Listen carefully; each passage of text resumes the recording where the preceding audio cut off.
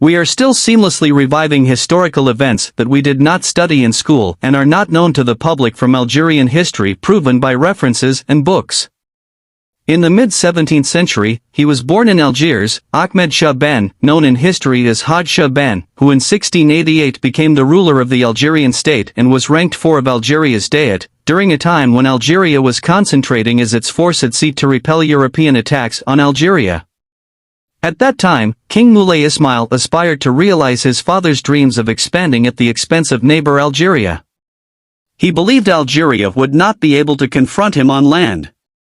The Algerian-Moroccan border agreed to was the Malouya River, according to the 1551 agreement between Algeria and Morocco. Al-Aqsa, which was in Tlemcen, the Malouya River, currently about 200 kilometers from the Algerian border, moved an army into Oujda to occupy it contrary to the agreement. Algerian governor Haj Shaban ordered the movement of an army towards the western border and he himself came out at the head of 13,000 troops. Upon his arrival in Oujda, he found a larger number of 22,000 soldiers of Moroccan army. But the Algerians prevailed after a bloody battle in which more than 4,000 fell and in some references 5,000 Moroccans and hundreds of Algerians. This caused great frustration amid the Moroccan army, which led them to retreat to the capital, Fez.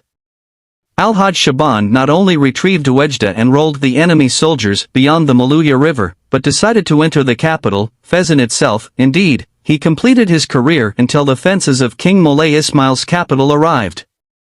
The Moroccan king was surprised by the audacity of Haj Shaban and courage of his soldiers. Although Fez was fortified and guarded by more than 44,000 soldiers, he was afraid that his king would fall that night and asked to meet the Algerian ruler.